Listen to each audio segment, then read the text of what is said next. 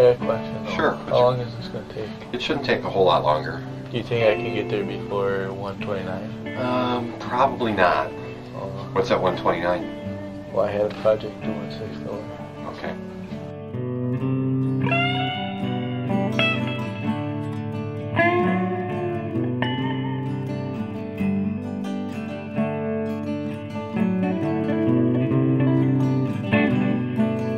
This is the story of the wrongful conviction of Brendan Dassey. Over the course of Season 2, we explore the constitutional errors at the heart of this injustice, the chaos of Kaczynski, and the techniques responsible for determining Brendan's fate. The conversation continues. Welcome to the 6th Hour.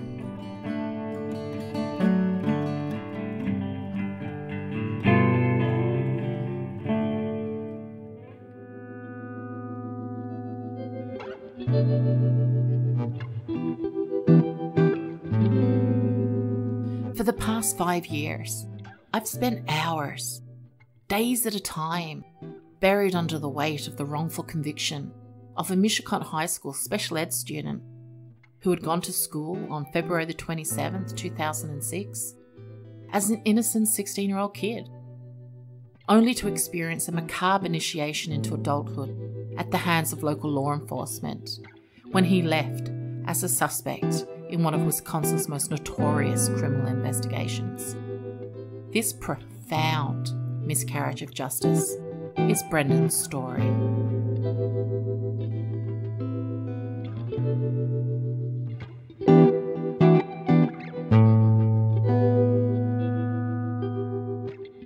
It occurred to me as I was thinking about our gathering today to think about and hear different voices and perspectives on those iconic last words of the Pledge of Allegiance and justice for all, that what I wanted to talk about was justice for children.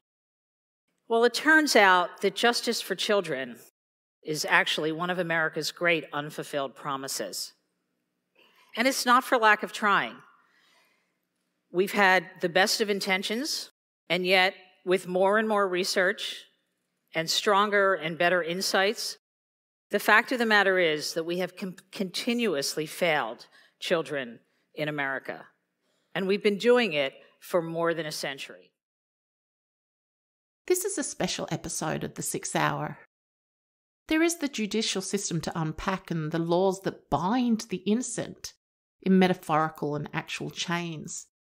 Then there are those who have been bound, who have suffered under the weight of prejudice and marginalisation by communities lacking capacity for thought outside of the narrow-minded collective thinking that churns beneath misplaced religious zealotry, that lurks within social stratification and the inherent snobbery of those higher up the socio-economic tiers.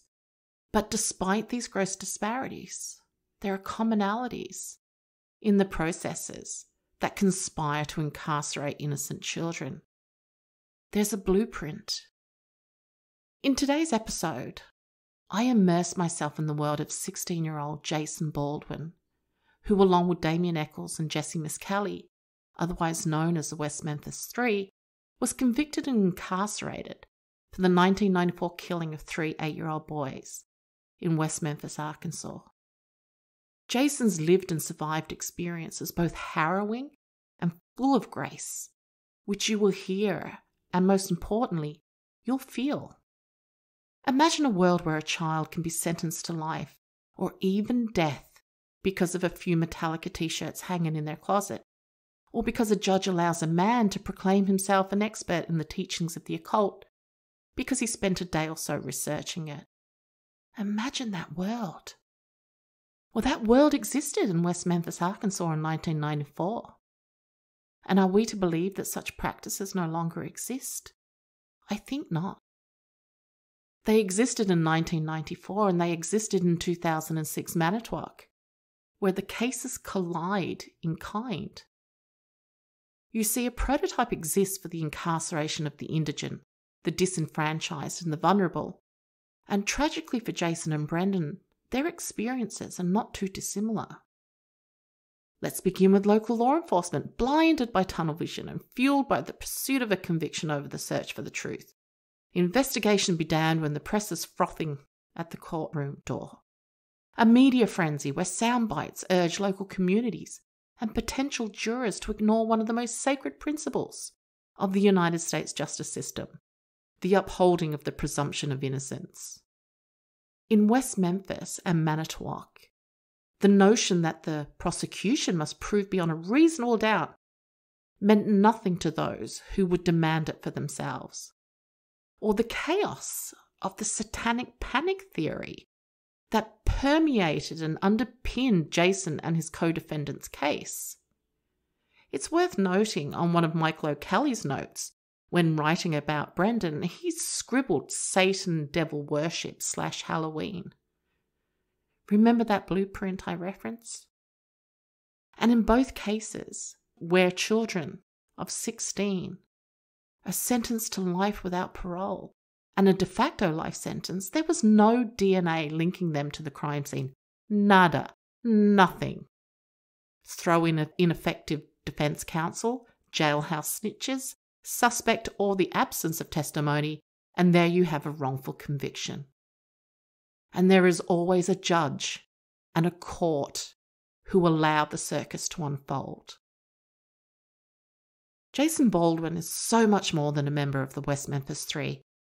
He fights every day for the hopelessly innocent as the co-founder of Innocence.org Proclaim Justice. He is an author and he is a grace-filled man.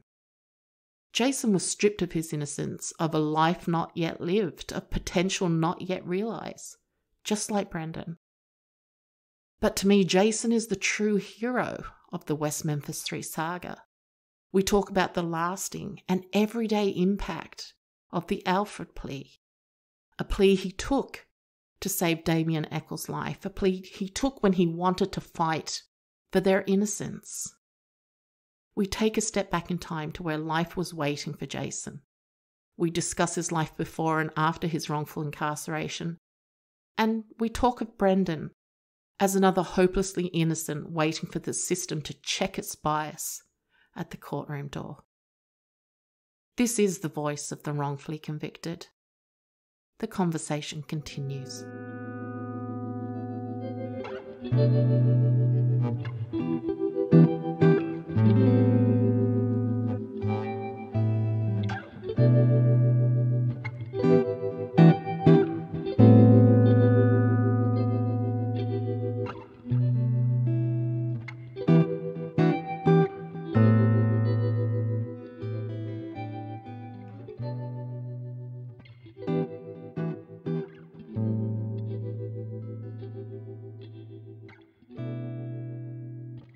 Jason Baldwin is the co-founder and deputy director of Austin nonprofit Proclaim Justice, an organisation that advocates for the wrongfully convicted and, in Jason's own words, fights for the hopelessly innocent. Jason was the executive producer of the 2014 film Devil's Knot, a film about Jason's own lived and survived experience. Jason, at 16 years old, along with Damien Eccles and Jesse Miscali, collectively known as the West Memphis Three, was prosecuted and convicted of the killing of 3 8-year-old boys in West Memphis. In the absence of DNA or forensic evidence of any kind, but in the glare and noise of the so-called satanic panic, Jason was sentenced to a life of slavery in the Arkansas adult prison system with no possibility of parole. And he joins me today. Thank you so much for joining me on the 6th Hour, Jason. You're welcome, Tracy. Thank you for this opportunity. And the way I say Arkansas, every time I look at it, it just doesn't flow out of my mouth. I'm just putting that out there. I may struggle with that. That's funny. During in the 6th grade, I had an operation on my neck and had a cyst removed. Yeah. And it was right at the time of Halloween, and so I couldn't go trick or treating. I had to stay home because I still had stitches in my neck, and I was living with my grandmother at the time, and my mom and my brothers were. And so my mom took my brothers trick-or-treating, and I stayed home and passed out candy with my grandmother. And then so she's like, oh, we can do a real cool, character for you, with your stitches. And so she dressed me up as a pirate, and I was Cutthroat the pirate, and I had a real cutthroat, and when people came and got their candy, and so I would tell them I'm Cutthroat the pirate from Arkansas. Your grandmother had it sussed, huh? That's perfect. Yeah. But you saying Arkansas maybe just transported me in time back to that way back in the day. It's all good. Let's take a step back in time.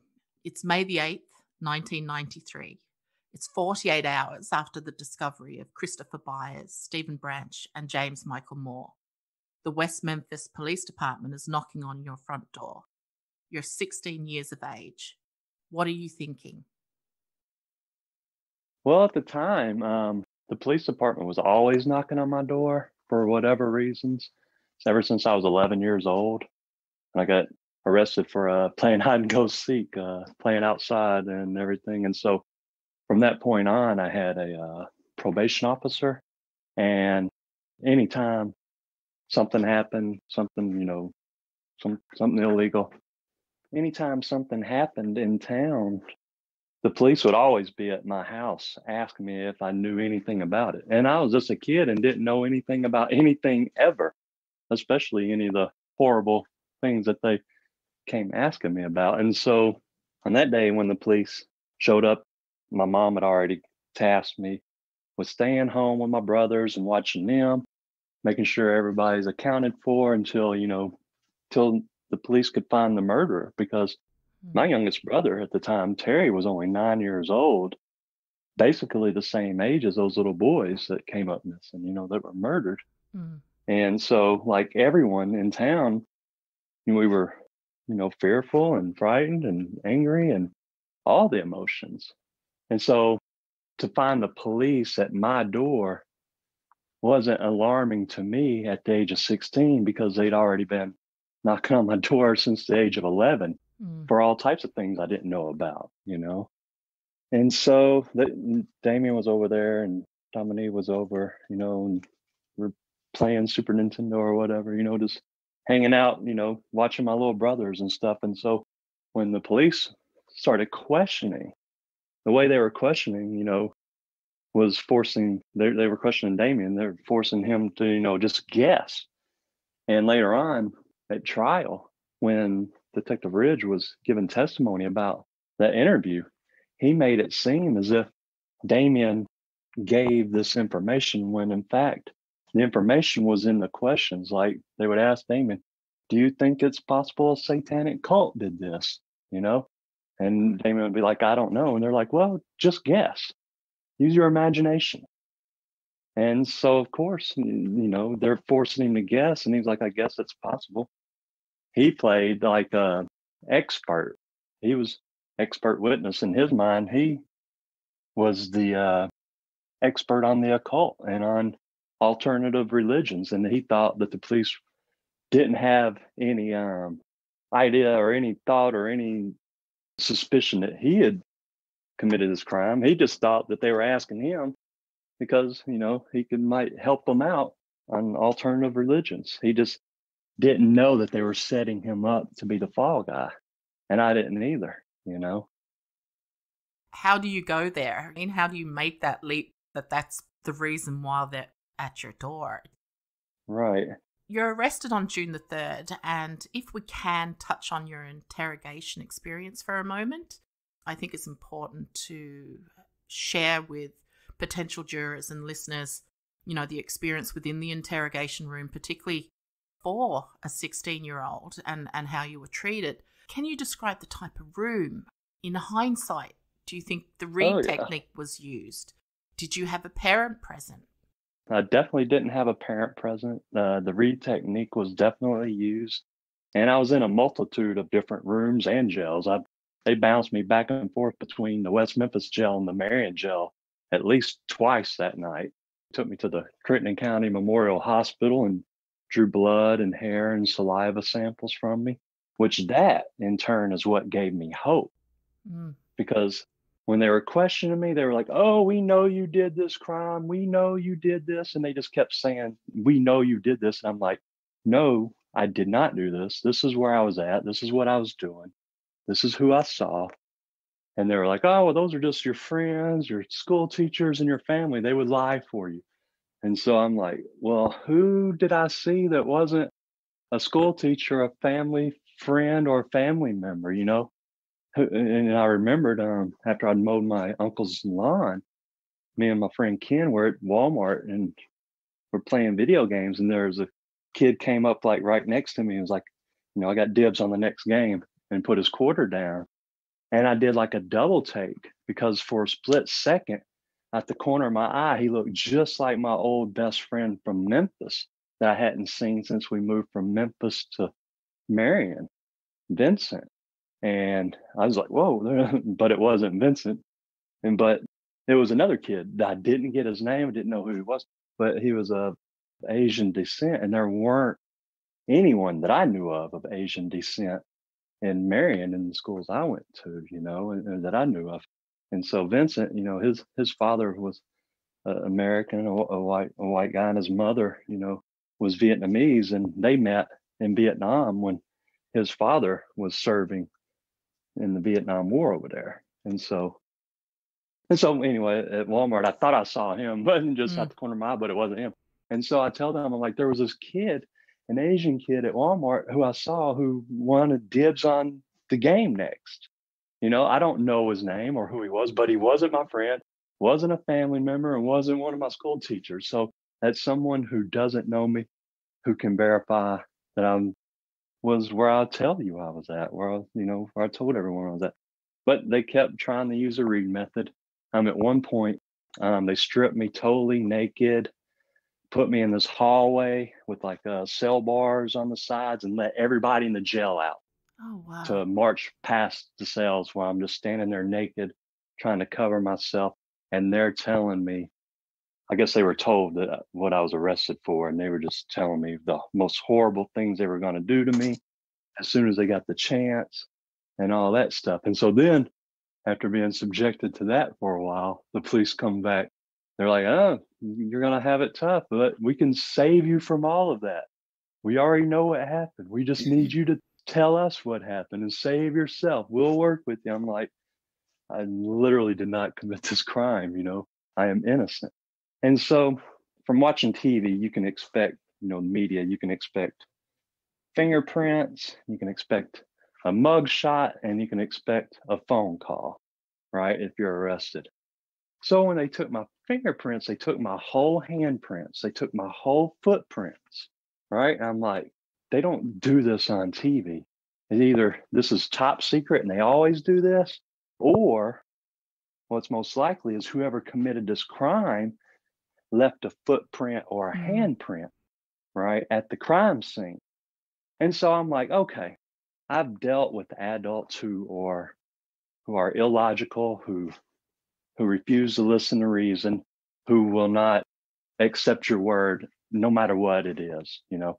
So I'm like, okay, obviously they have some type of evidence. Whoever committed this crime has left something of themselves at the crime scene. So whenever the police compare my handprints, my footprints, my blood, my saliva, my hair to whatever it is the killer found, then they'll realize that I've been telling them the truth the whole time. Then they'll let me go home. And so that's what I pinned all my hopes on, you know. I'm like, no matter how ugly they get, no matter how they mistreat me, I'm going to carry myself with grace and respect always. And eventually they're going to solve this crime and they're going to let me go home. And so that's what sustained me throughout the county jail time.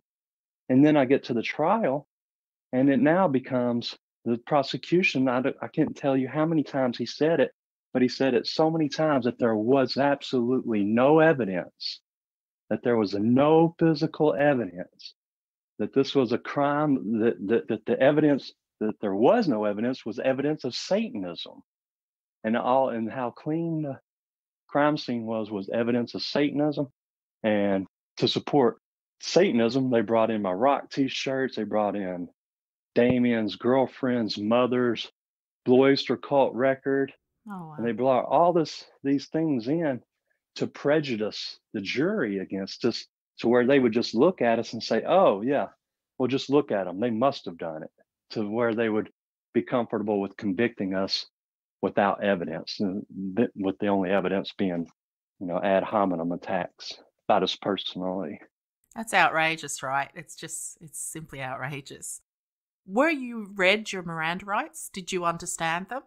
Oh, yes. And I was given a thing to sign. And as an innocent, I was willing to talk to them, right? Yeah. But what I was not willing to do was sign away my rights to an attorney.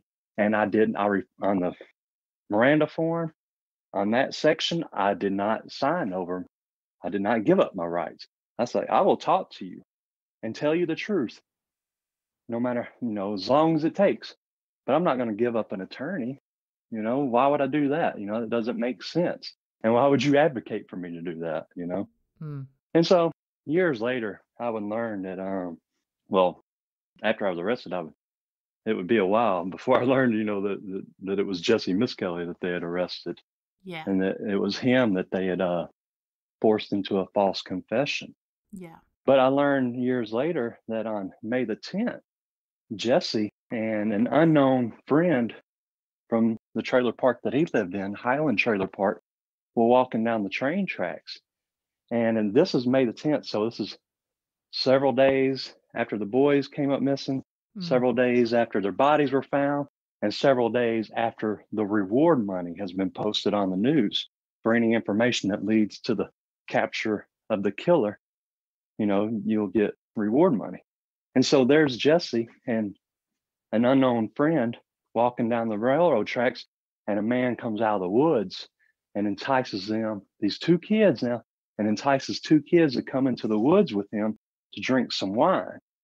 Well, Jesse and his friend didn't go into the woods with that guy. They turned around and ran. And the first thing they did was call the cops and says, hey, I don't know if that guy is the killer or not, but he's awful suspicious. And he just tried to get me and my friend in the woods and drink some wine. Right. So this was not a person calling the police who had personal knowledge of the murders. Yeah. Or he would have offered that for the reward money right then.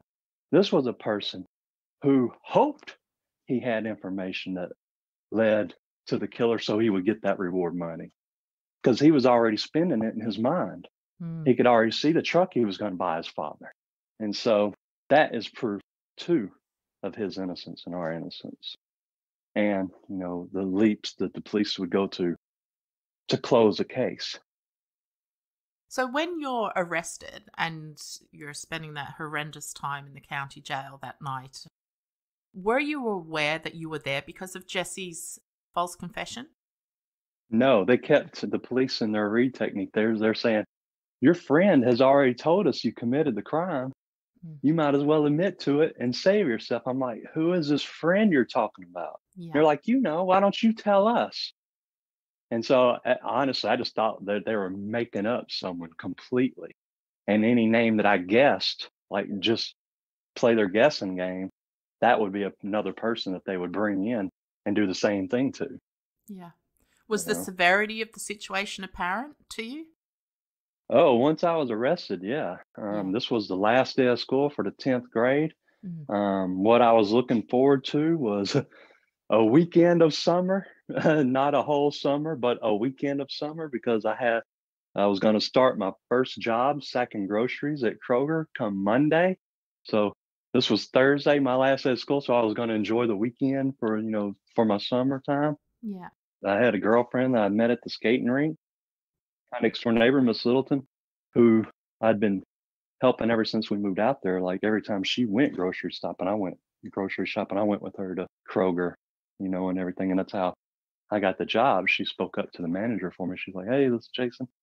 He's been coming here with me for years. You met him every time, because she had an issue with, they had lost a check of hers years earlier. And so every time she came and wrote a check, they had to call the manager to come down out of the office and verify it with her. And so there we'd be standing waiting on the manager every week for years. So basically your life was just waiting for you.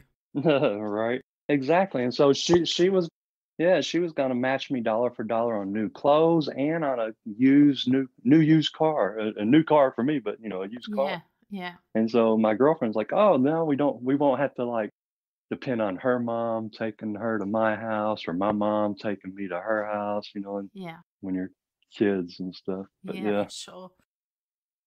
And so yeah, when they arrested me my last day of school, and all that future was now no more.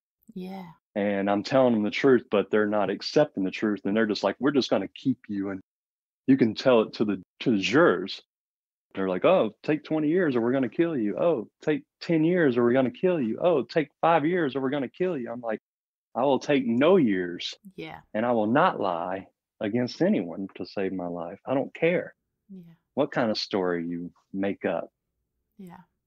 I mean, seriously, like seeing adults behave like monsters to children is just horrendous. So your presumption of innocence was obliterated by Inspector Getchell, I think that's how you pronounce it. Correct. He holds a presser the day after your arrest and says, on a scale of 1 to 10, the proof against this young boy is an 11. Yet there's no evidence to link you to the crime scene, which conveniently he didn't share with the public. And the media coverage and prejudicial commentary removed any reasonable doubt. How did you cope? For me, honestly, I didn't hardly think of myself at all. Most of the time I spent worried for my mom and brothers. I mentioned my youngest brother, Terry, was 9 at the time. My other brother, Matt, was 14. And my mom, she, we left Tennessee on the last day of school for the 5th grade. I get off the school bus, get out, coming home. I'm thinking, oh, we got all summer to play with my friends. But lo and behold, there's a moving truck out in front of our house. My grandparents are there. And while my stepdad is at work, we're moving to Arkansas because my stepfather is an abusive alcoholic drunk. But even though we moved to Marion, and my grandmother gave us a rent trailer to stay in, he soon let the house go. And of course, him and my mom were in love, even though he was still an abusive, alcoholic, he couldn't control that. And so she let him come back. And so they would fight and he would leave, and he'd fight and he would leave and stuff. And so he lost his job. And my mom, when they were separated, she worked hard, got a typewriter, and taught herself to type, and got her GED and got her a job at a trucking agency in Memphis, CTI trucking agency. And she was dispatch. And when I was arrested, her employer told her, "Is like, hey, I understand you want to be there for your son, and you're going to want to go to all these hearings and to his trial, and I can't stop you, but you will not have a job to return to if you leave." And so she lost her job. The church, instead of like gathering up groceries to come over and help her and my little brothers, instead set crosses on fire in the yard and condemned the family for witchcraft. And so just a couple of years prior, being, well, a little over a year, not even 2 years prior to that, getting locked up, my biological father came back. And my brother Matt and I, we got to go spend a Christmas vacation with him and his side of the family. And we got to meet his mom, my grandmother, got to meet his dad, my grandfather on that side of the family, met his brothers and sisters, which were uncles and aunts from that side of the family, met a whole mess of cousins, from that side of the family. And so he was like, "Hey, you've lived with your mom, up until you're a young teenager now. And what would you think coming and moving in with me out here and going to school out here and stuff?" And I was like, "Oh, that sounds cool." Yeah. But when I told my mom, she had a nervous breakdown, accused me and my brother of not loving her anymore, and she tried to commit suicide and stuff like that. And so I remembered how she was when she had her nervous breakdown and how devastating that was for her. And all I did was ask to go live with my dad for a while. It wasn't like, "Oh, I don't love you and I want to go live with my dad." It's like, "Oh, here's this whole other side of my family that I don't know, that I want to get to know, and I have this opportunity." And so remembering how she dealt through that stress, And so here I was, being taken from her by the police and railroaded for this most horrendous crime. And people were horrible and mean to her. So that's a lot of stress. And so I worried about how she was going to handle that stress. Would she do something harmful to herself, or would she just lose touch with reality to such a degree to where she became dangerous to my brothers and to herself? And what if the state saw that and came and took Matt and Terry from her and even compounded her grief even further? And so when you ask how I cope, I literally did not think of myself. I was thinking of my mom and my brothers. I'm like, I've got to not let any of this stuff knock me down, because if it knocks me down, they'll see it knock me down, and then it'll have a bad effect on them. And so my point of view, my frame of reference was, I'm gonna carry myself with all the grace I can muster.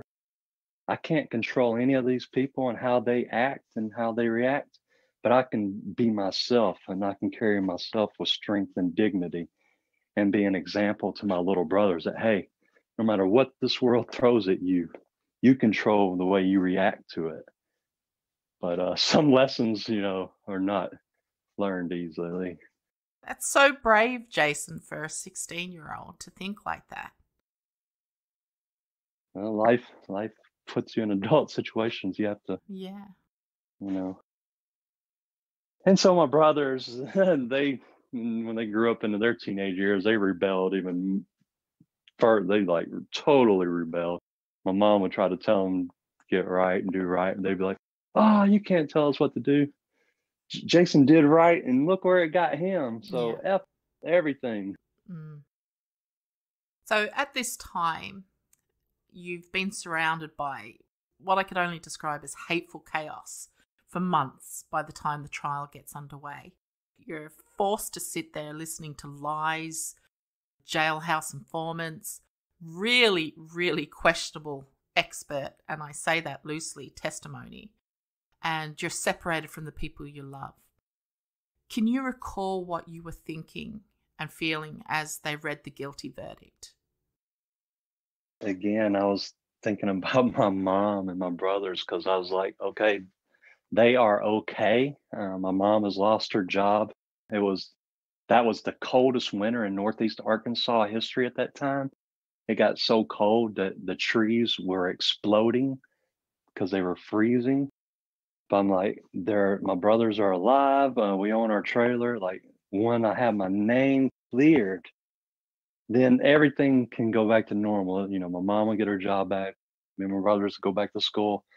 But when they found me guilty, I didn't know how to turn that ship around, how to get it going back around. The only thing I could do, is just say, hey, don't give up, even though I had no idea of what not giving up would look like, because I didn't know anything about the law. My family didn't know anything about the law. We didn't have attorneys at that point.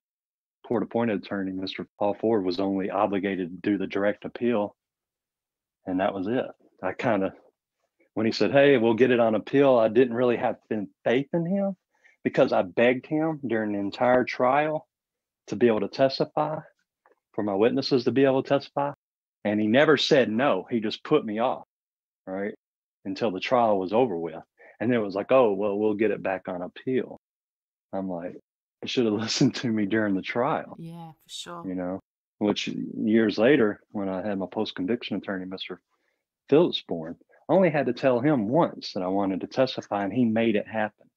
I didn't have to beg him every day and then him just blow me off, and just act like what I wished was, of no concern to him. Oh, that's pretty ineffective counsel, isn't it? Right.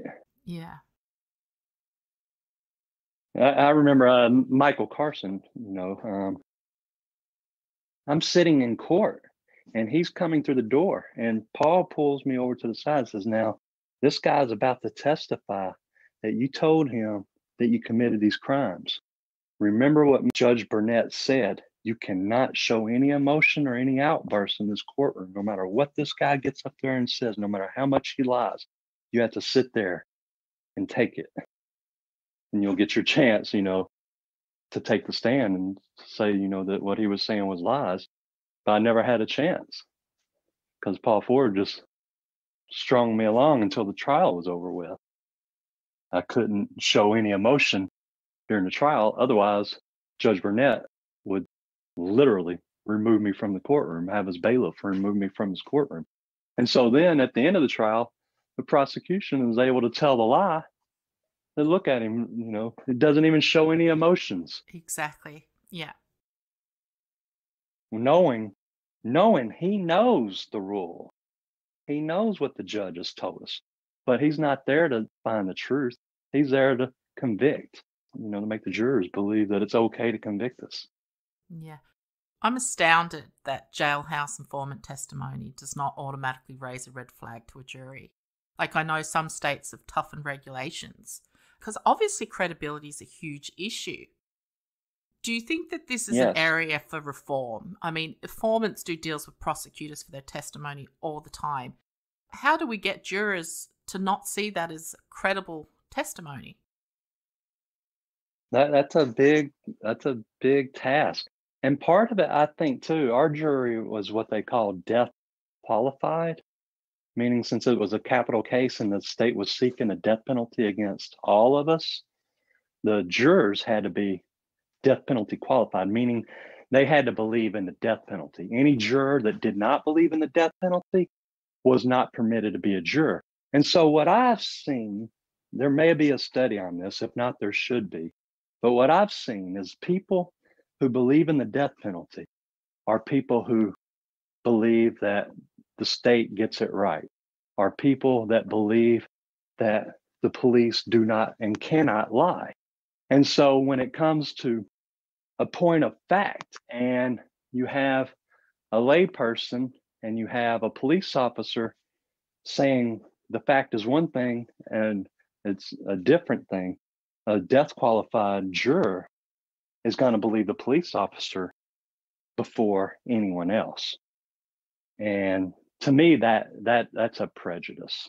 Oh, for sure. Because the people who don't believe in the death penalty, they're the ones who know that the police are just like anyone else. They can lie.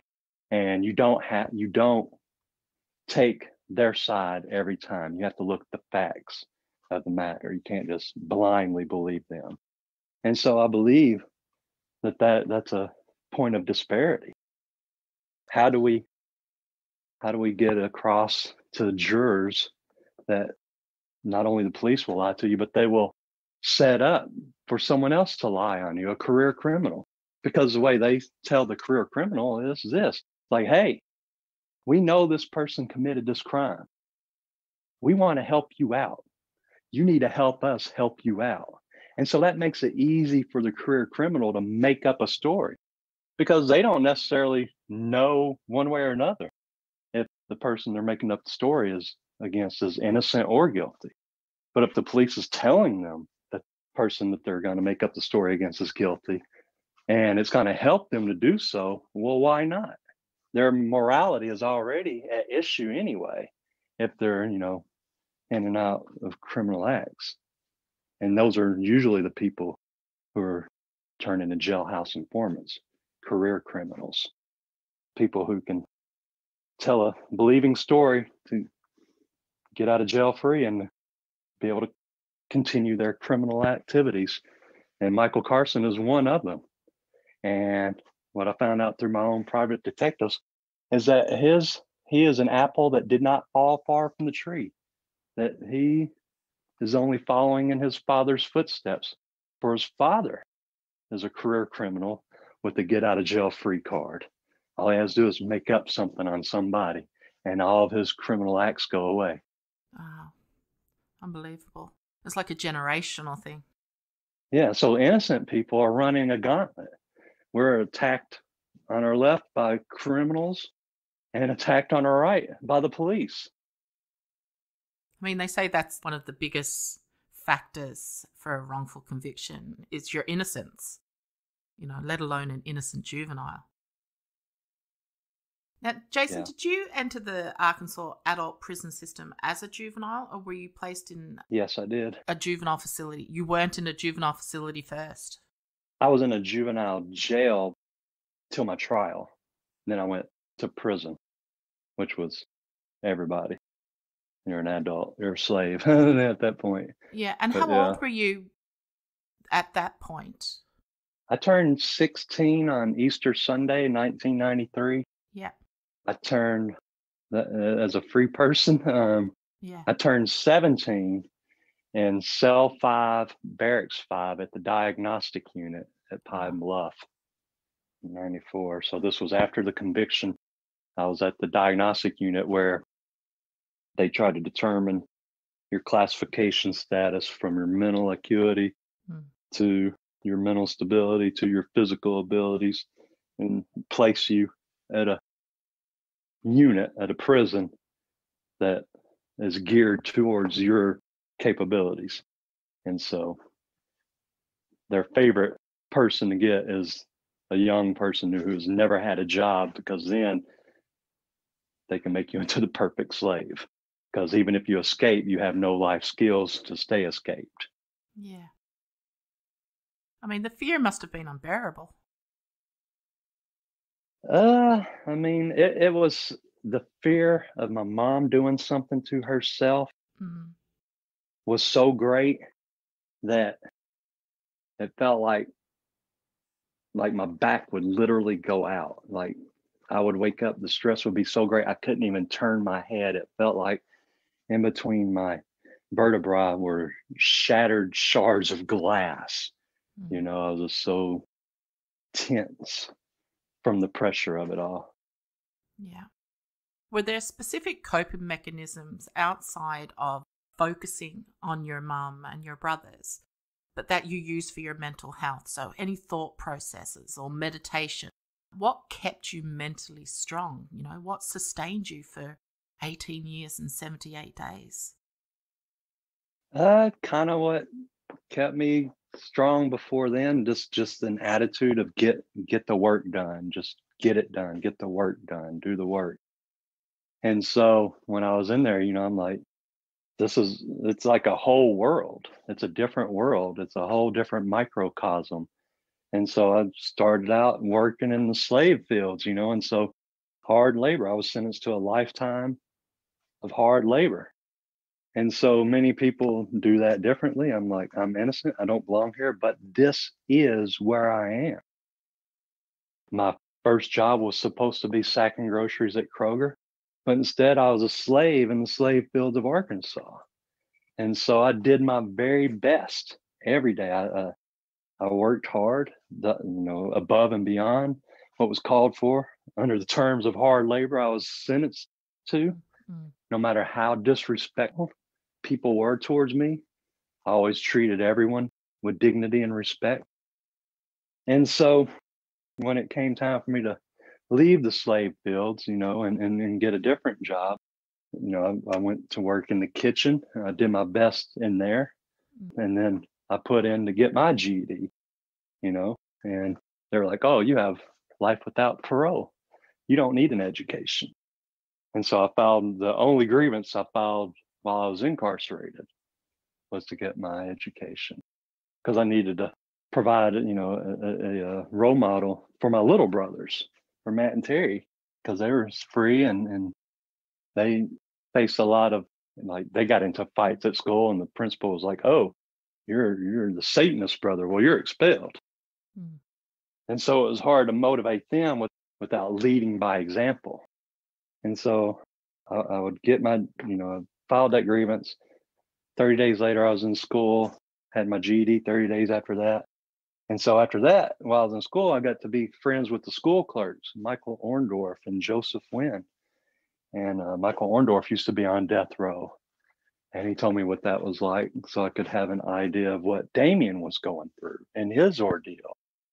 Damien's sister and I, Michelle, wrote for a little while until Warden Tony was like, oh, y'all can't do that anymore. You got to stop. But my whole thing was just to work hard and do my best no matter what. whether I'm getting out tomorrow, today, or the next day. And so I just applied myself. And so Yeah. my whole thing was compassion, treat people with compassion. And so I would end up winning the respect of, my fellow slaves, the innocent ones and the guilty ones. I won the respect of the officers and the staff. And I was able to do good works in the JCs, the Junior Chamber of Commerce. When I first got to prison, everybody was trying to kill one another. They were especially trying to kill me. Wow. I had so many broken bones and teeth knocked out and stuff.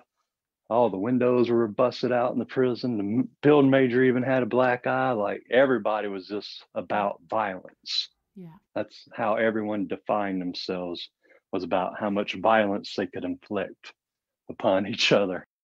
And so I worked hard in the JCs, and eventually what would come to happen, instead of people looking to do harm to one another, people were having conversations about what they can do to make their environment healthier.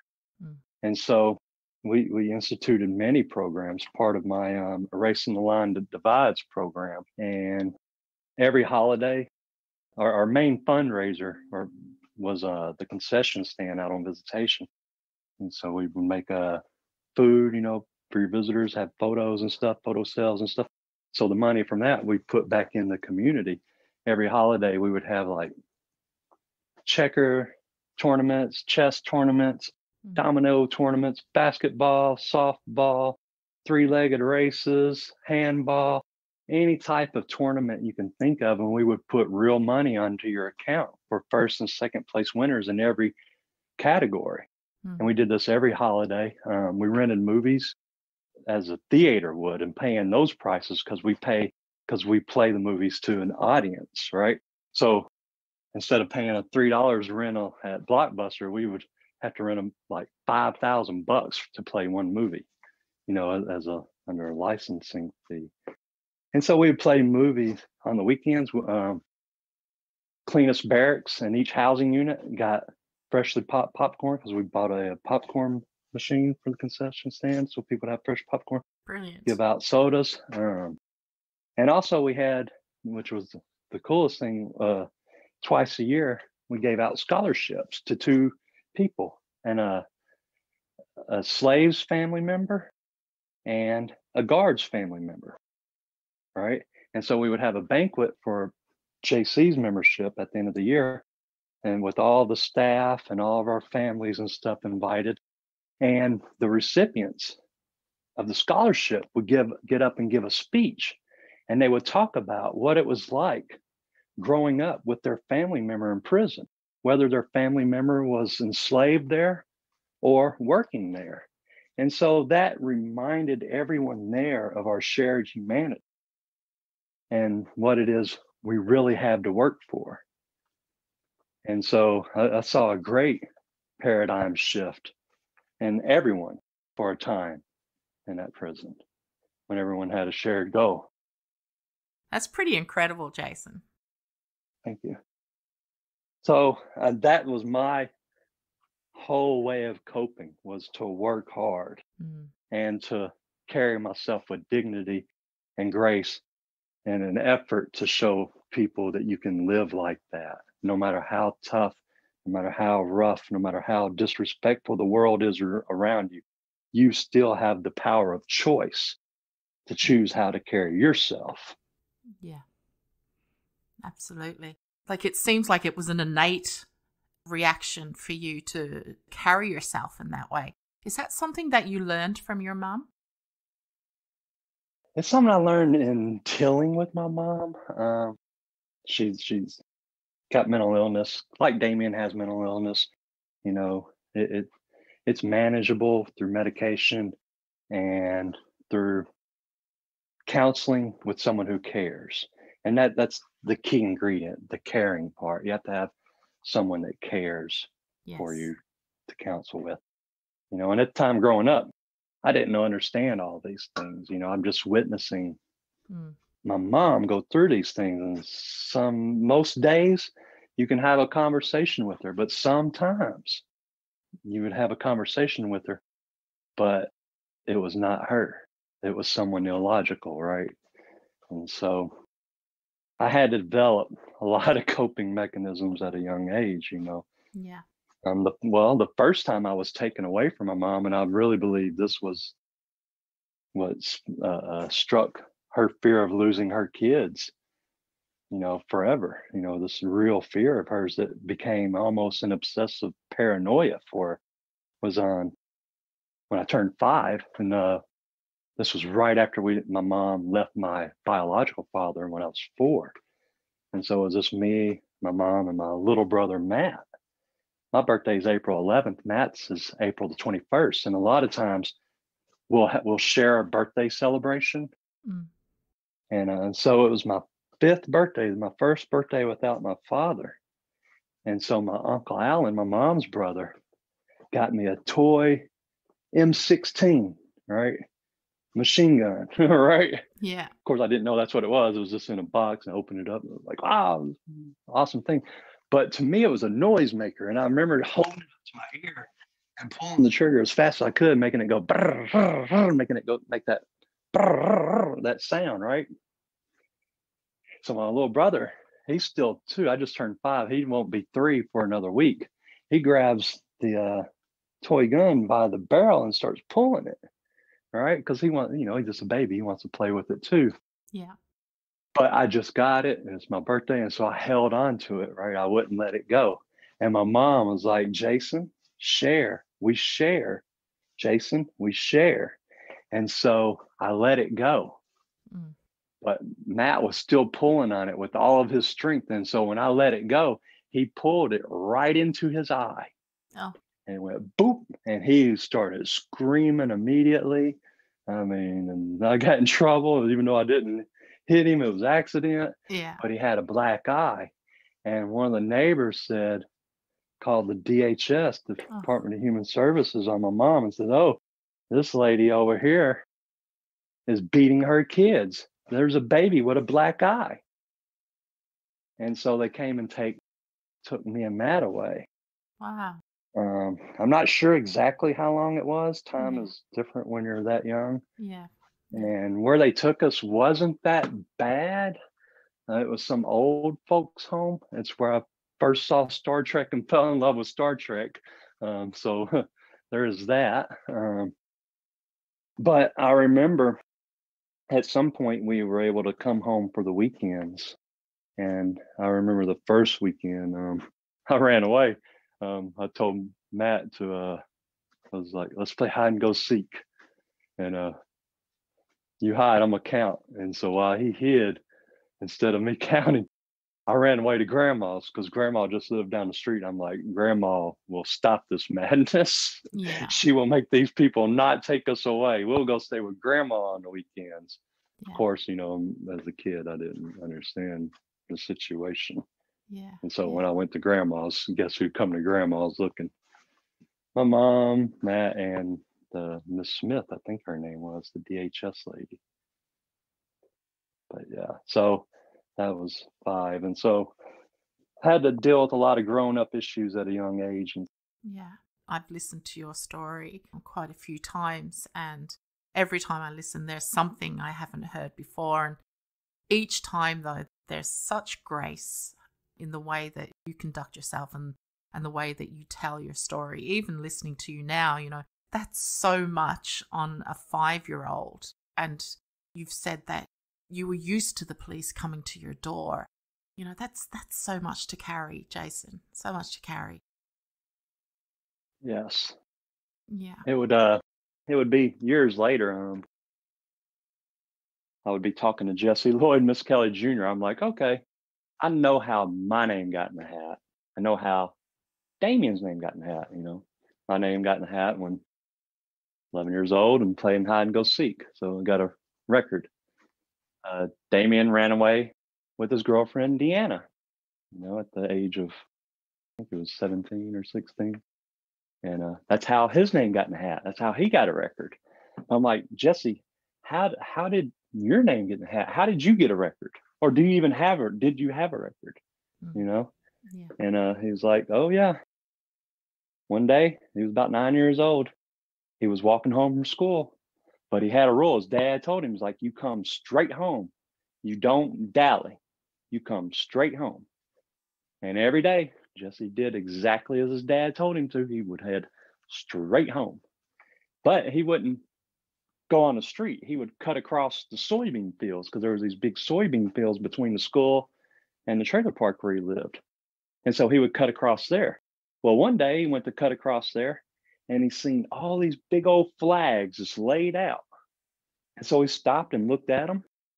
And as he was looking at them, he was like, well, who do these belong to? I don't see anybody. And he's looking around and he goes, well, I better stay and guard them. Somebody will come for him any minute. And so he's standing there, you know, and biding his time, thinking somebody will come and claim them any minute now.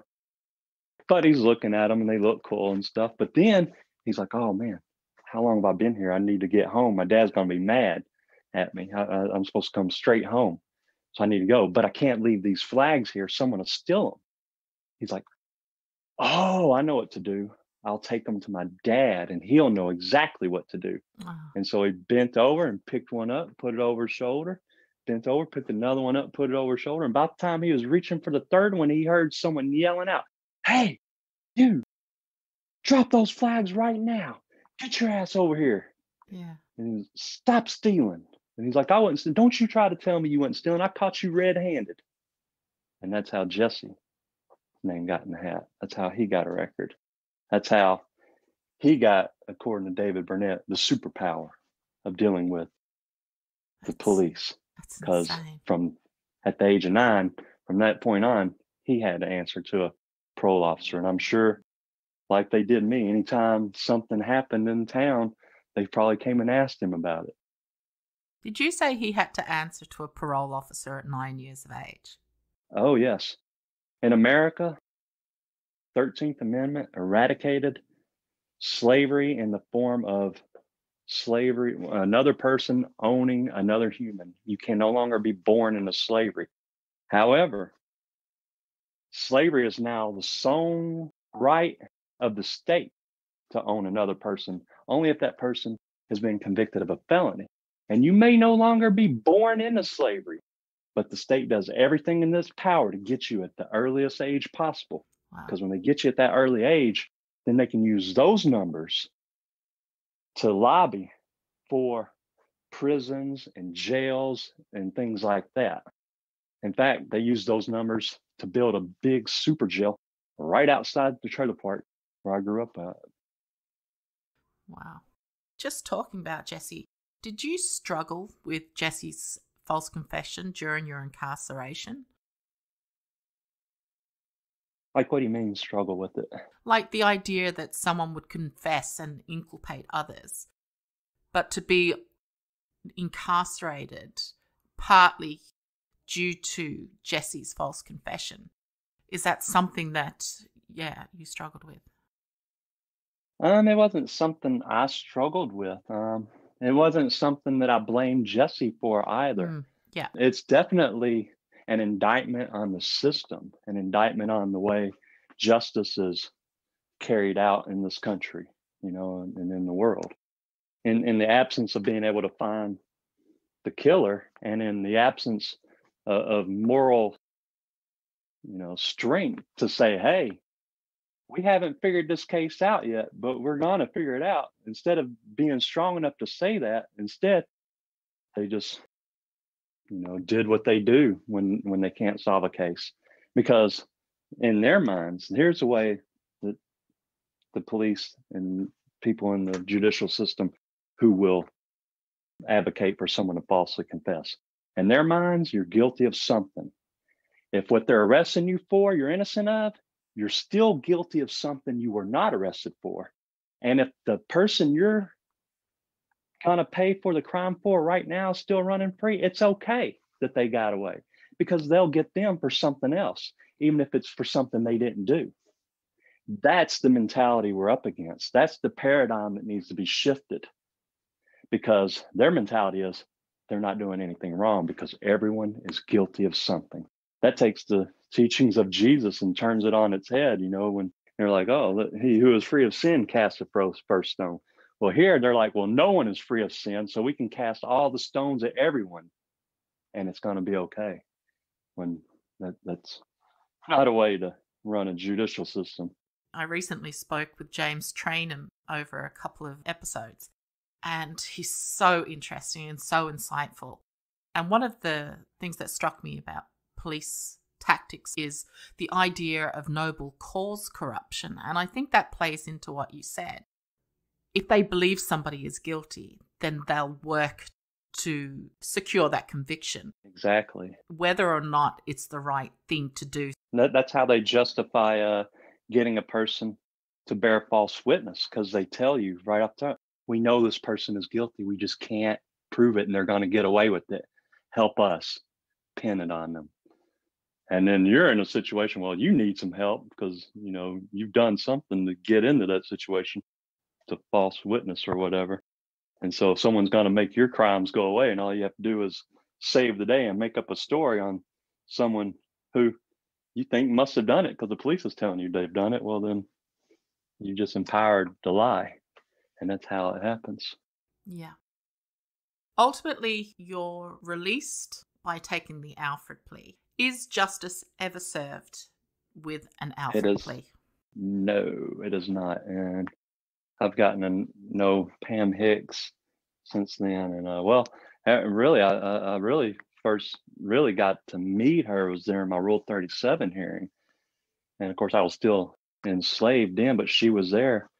And she came right up to me and was like, hey, I prayed that, and this is when she's, still wrestling with wondering if we did the crime or not. She's like, I prayed that if it's God's will to release you, that you'll be released. And to me, that was a big step for her to take, because you're talking about that is a pain that is unlike anything in the world, for a mother to lose her child. And so you don't want to delve into the details of that. You don't want to know, right? You really don't want to know when you're going through that. And so when the police tell you they've got the person, you trust them. And that's all you want to know, is that they've got the person, that they're going to make the person pay. You don't want to know the details because it hurts too much.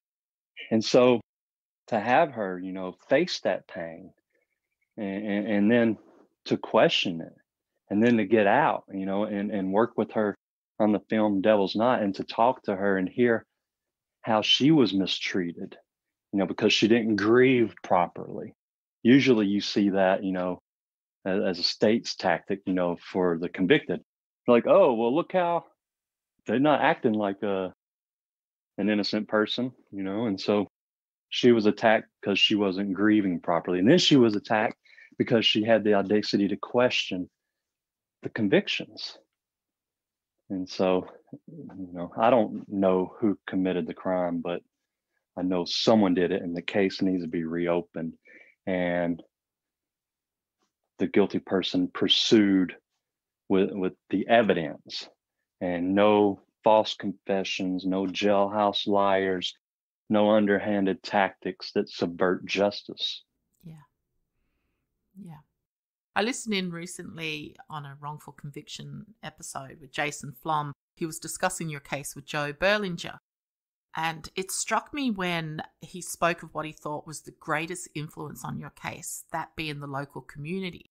So the support from a grassroots level, and not necessarily the litany of high-profile advocates that were supporting your cause. How did it feel to know, after being vilified for so many years, that you had these incredible advocates creating awareness, financing investigations and DNA testing, and it was from the same local community who had thought you Satanists, and now they're chanting for your freedom? It was amazing, and that's what I was, hoped for all along. My co-founder of Proclaim Justice, John Harden, he was one of those guys.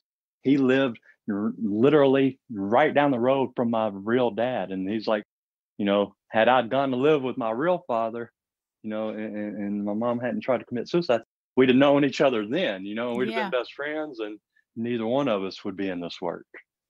But when people, and you talked about the celebrities, when people from Los Angeles and California and New Zealand were saying, hey, Arkansas officials, look at this case. These kids are innocent. Arkansas officials were telling Arkansans, don't listen to those people. They're from New York. They're from LA. They're from New Zealand. All of them are foreigners. Trust us. We got the right person. Well, John was from Arkansas. And he's like, hold up. I'm here. I'm from Arkansas. I'm not a foreigner, as you want to call your fellow Americans and fellow humans. I'm not a foreigner. And this case is foul. And something needs to be done about it. And so he started with several other people from Arkansas, Arkansas Take Action, to combat that lie of the foreigner bringing in the truth. Like, no, we can see the truth right here. And so you don't need to raise the specter of the fear of foreigners to cloud the truth, you know? I mean, there were some pretty incredible advocates out there that were high profile. Like, I have to say, one of my heroines is Patti Smith. Oh, yes. Yes. I haven't been able to thank her. Yeah. People Have the Power, that version, like, I just love it. I absolutely love it. It's so powerful, you know? Yeah. And so that's another thing, you know, so many people, so many powerful, amazing people came together to free the West Memphis Three. And so all the innocent people in prison, in Arkansas prison, were looking at our case to open the door, to be the precedent setter, to say, hey, you know, Arkansas does convict innocent people, you know, and we have these post-conviction rules on the books to let those people free. That's why they're there, because no system is perfect, even though Arkansas claims that it's infallible. Hence Pearl Jam's song Infallible. Yeah. So it's very humbling to see, like, some of my favorite artists and stuff now, how my case has influenced their art, you know, and to read, you know, in their lyrics, things that they are inspired by coming into contact with my life. And so the anguish that they felt of not being able to free me immediately, you know, came forth in their art, and then in a sense educated, empowered, you know, the people of the world to wake up and say, you know, hey, this is something terribly is wrong here. Can we talk about your role as co-founder and VP of Proclaim Justice for a moment? Yes. How did Proclaim Justice come to be, and what set you on the journey? Yeah. And so, you know, I worked in the law library for many years, in prison, you know, just to get an understanding of what I was going through, and in there, and as a law clerk, you know, people come to you and share their stories and what they've gone through, and you hear innocence cases and stuff. And so those have always weighed with me. And so I get out and meet John Harden, and he tells me, he's like, Jason, the best things I've experienced in my life were getting married, seeing my son born, and freeing the West Memphis Three. I want to continue saving innocent people, and I would love it if you would do that with me. And so John made the pitch to me, and I'm like, yes. You know, I promised everyone that I left behind that I wouldn't forget them. And this is a way for me to keep that promise in an active way, and in a way that I could make it a reality.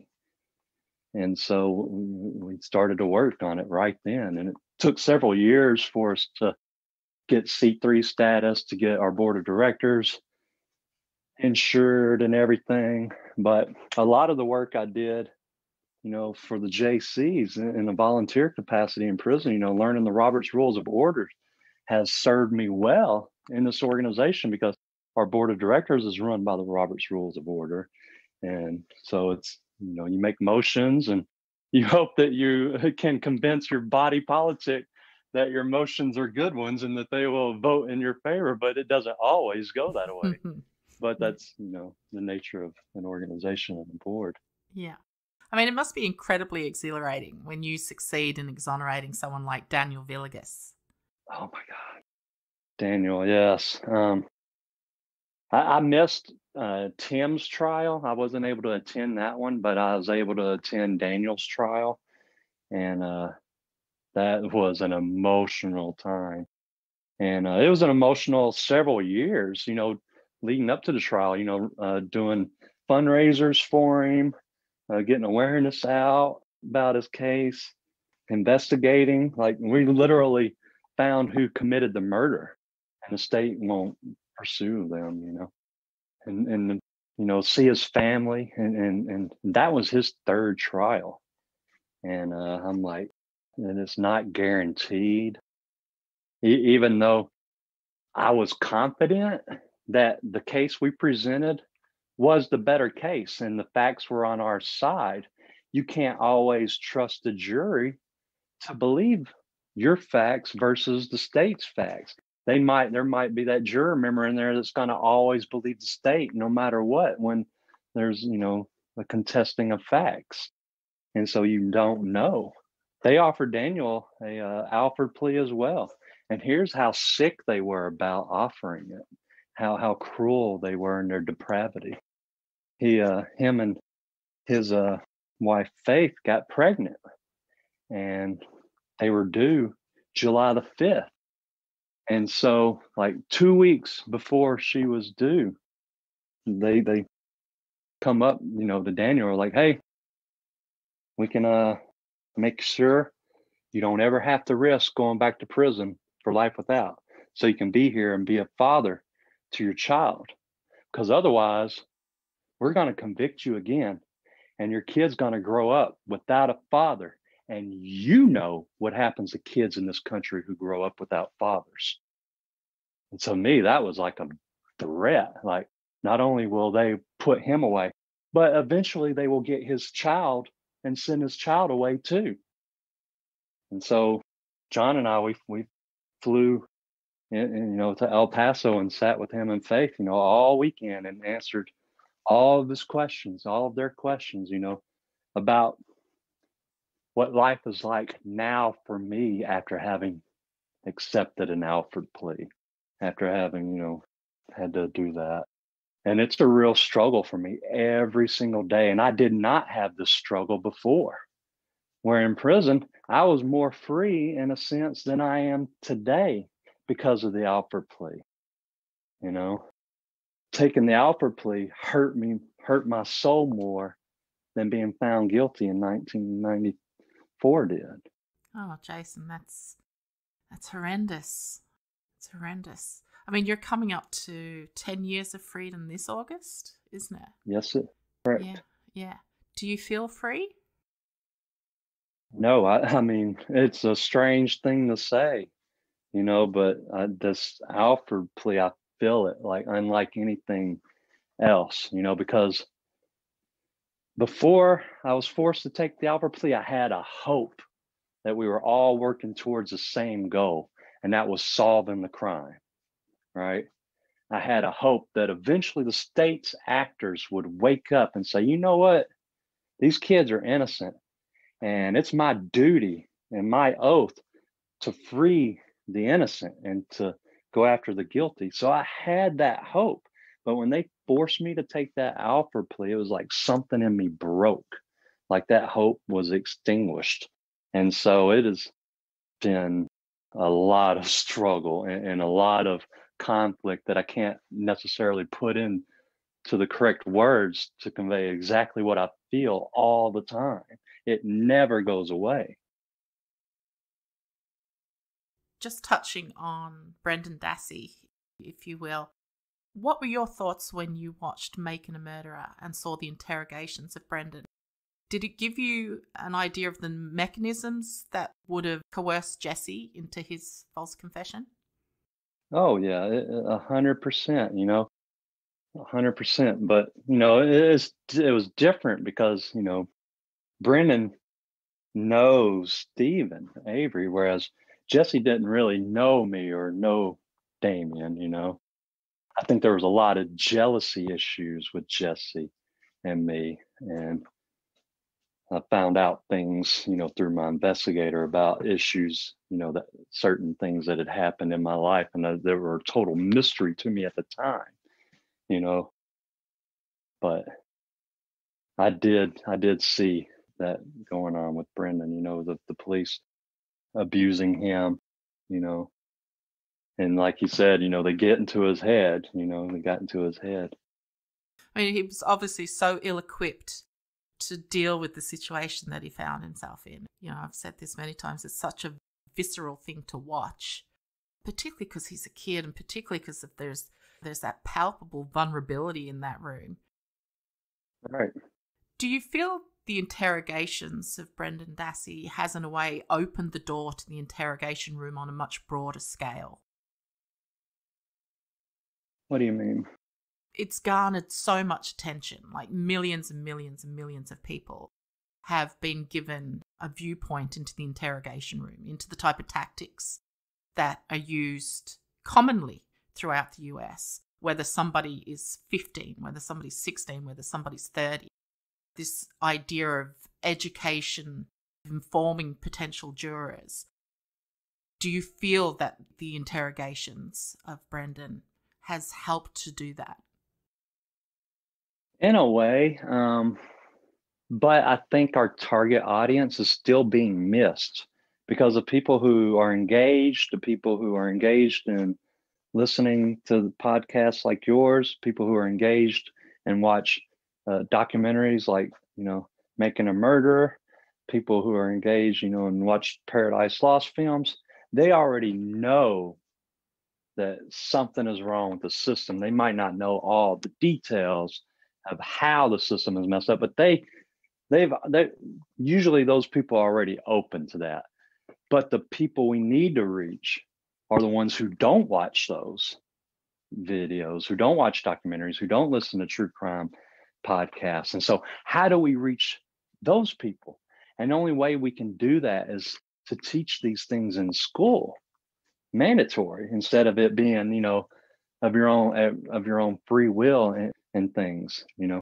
But in America, like Frederick Douglass once observed, you know, the greatest ally to slavery is ignorance. You know, the greatest threat to slavery is education.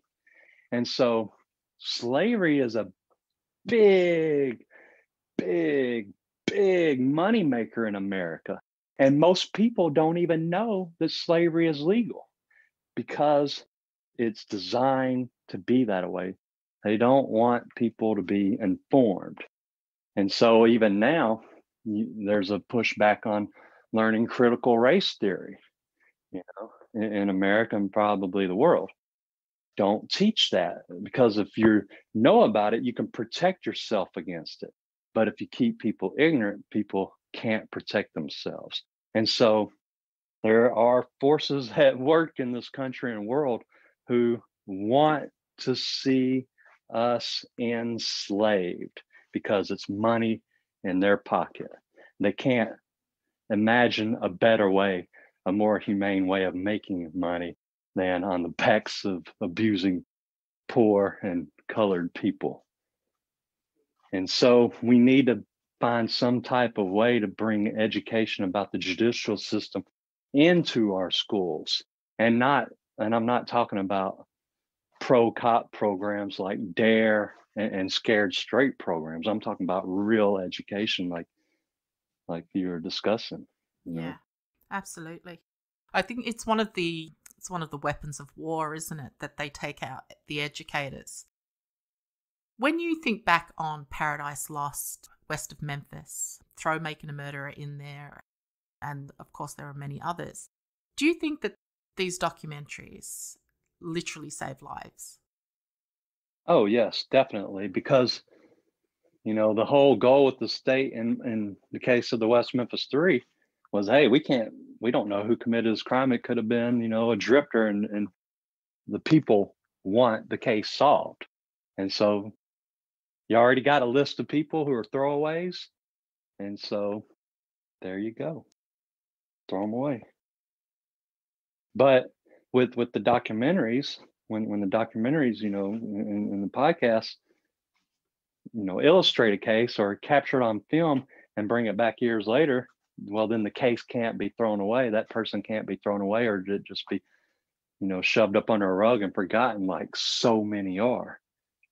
There are so many people that no one knows about that are suffering this because not everyone has a documentary crew filming their trial or interrogations or things like that. And so for those people who don't have people, that's who I agonize for, to bring hope to the hopeless, innocent. Brendan's now 15 plus years into a life sentence. What advice would you give him as someone who's been through a similar experience, so to speak, of the justice system? Oh, I have so much time. We need hours to talk to Brendan, which I wonder, what his life is like in there. I've seen people do time in all different types of ways, some of it healthy and some of it not. And I wonder how healthy his life is in prison, even though we all out here are working hard to see him free today, see him free yesterday, because he did not deserve a single day in prison. But the reality is that is where he is. So what is Brendan's life like? Does he have a job, to where he can take some type of pride in and gain some type of skills that may help him when we do get him free? Has he made friends with, his fellow prisoners, because no matter what they tell you, you can't just go into prison and shut yourself off and not ever speak to anyone. That's unrealistic and unhealthy. So I wonder, what, if he's made friends in there, and what the staff is like, what his relationship with them are. Because my experience with the staff in prisons, there were some horrible ones, but I made lasting friendships with people that I have to this day, and have met with some of the people charged with keeping me secure and guarding me. I've met with them since I've been free, and they're like, oh, this is what I prayed for you. So I wonder, what his life is like.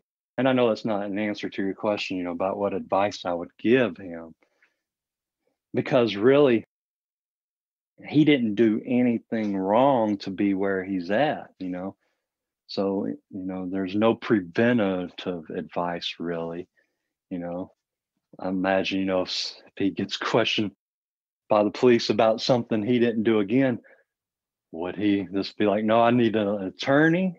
I can't talk to you, even though I would love to tell you my truth, but experience has taught me that you might not necessarily be after the truth. So I'm gonna have to get an attorney to speak with you and defend me from you. And so that's one lesson he's got to learn, from that he can't trust the police, even when they say, hey, we're on your side and we just want to know the truth. We're trying to help you out.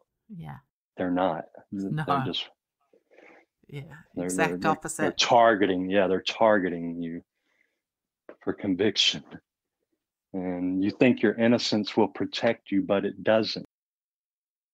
They will strip you of your innocence and make up a story for the rest of the world to believe about you, which he knows all this, I mean, they turn you into an avatar, don't they? They strip you of your identity and that's the worst identity theft in the world. Yeah. It's like creating a person that doesn't exist. Exactly. Or they'll take some details of your life and then weave a fantastical, believable story out of it. But I would love to talk to Brendan and just talk to him, like really person to person, and just hear what his life is like on a day-to-day basis and talk him through that. Yeah. Yeah.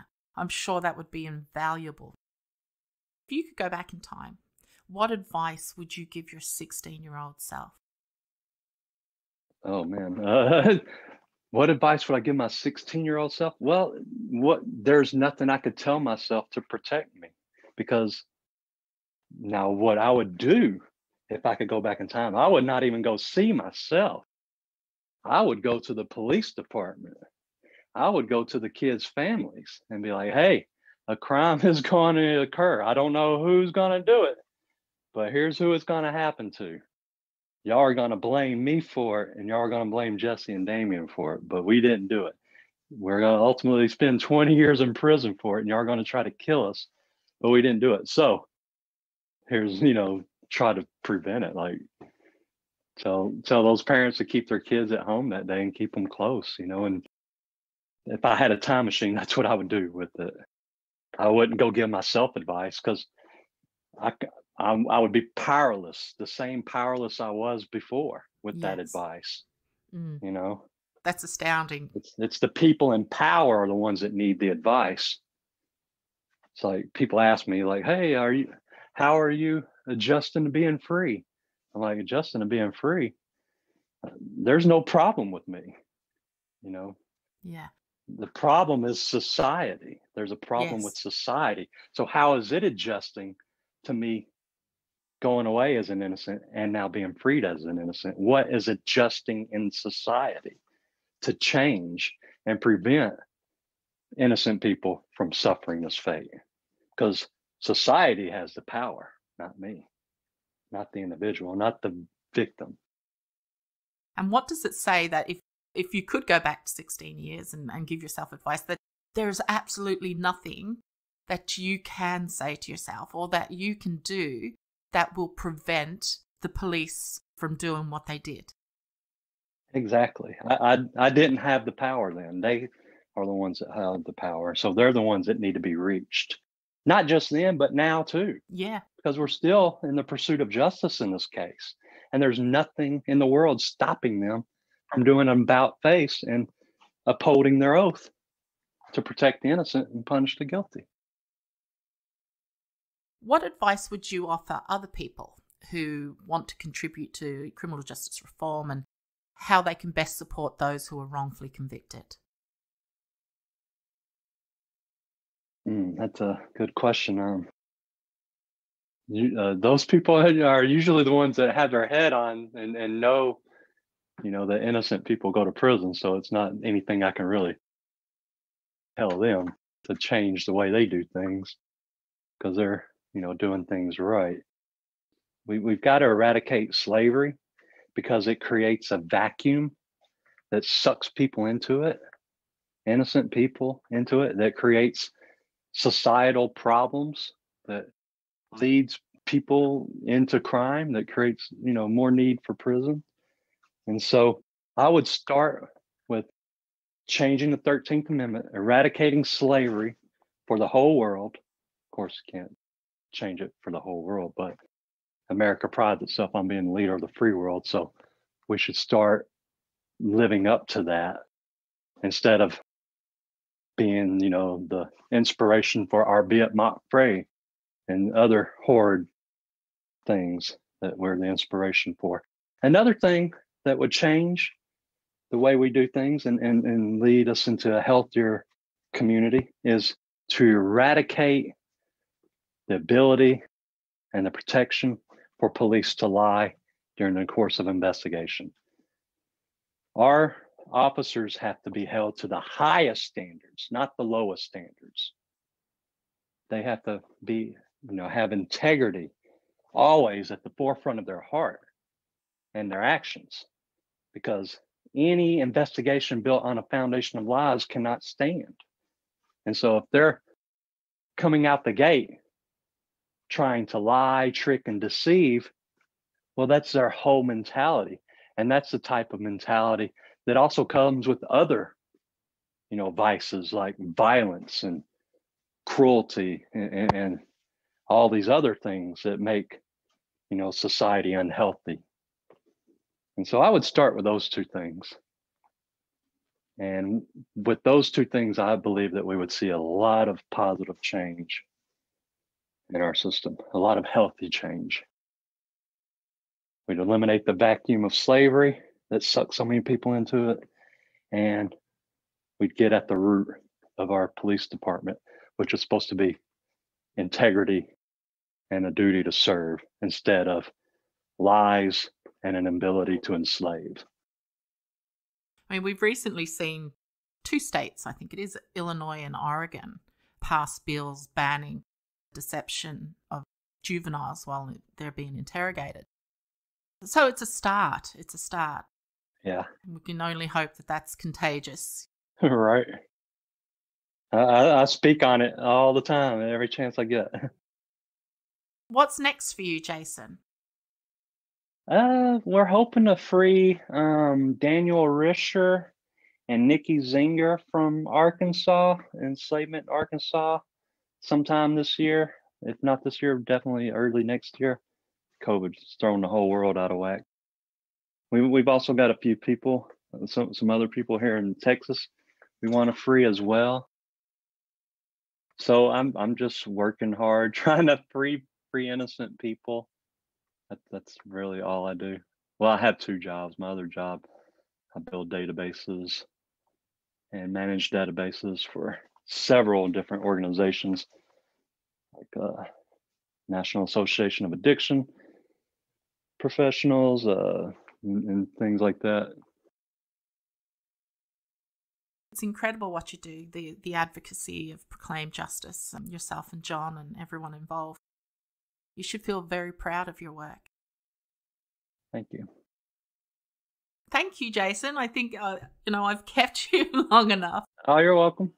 Thank you so much. You're infinitely interesting and you're so eloquent in the way you tell your story. I know people are going to take a lot from it. Thank you. Thank you for the opportunity, and thank you for caring, and thank you for doing the good work, the hard, good work, and getting the word out there, with the 6th hour. We'll have to get Brendan out so he can see the beach and, live his dreams.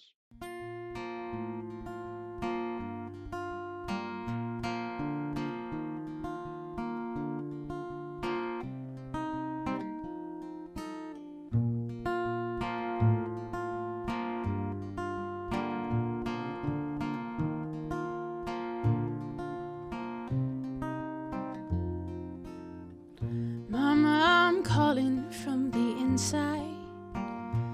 Tell my father that I phoned. I'm trying to come home. Mama, I'm calling from the inside. I can't sleep for these bad dreams. Please say you still believe I'm not the madman that they show on the TV. Mama, they made a bad man out of me.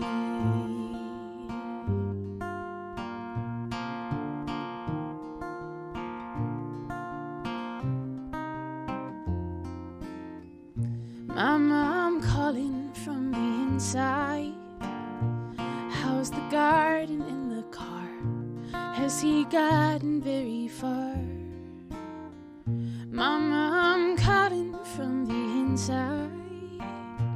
Yes, I'm reading all I can, and I'm longing for our land. Just a sad man drowning in the sea. Mama, they made a bad man out of me.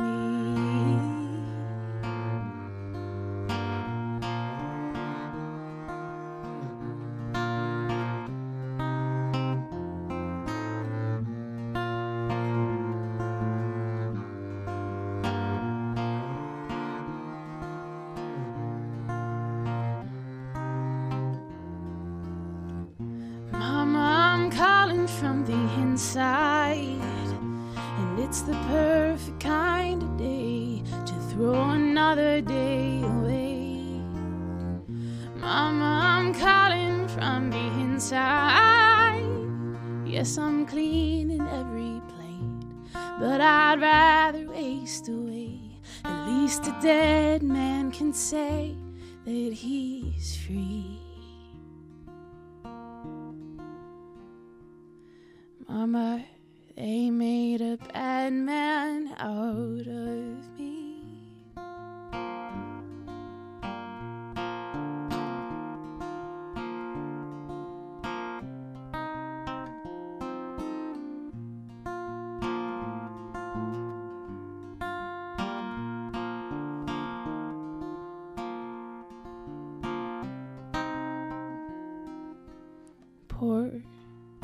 Poor people lose.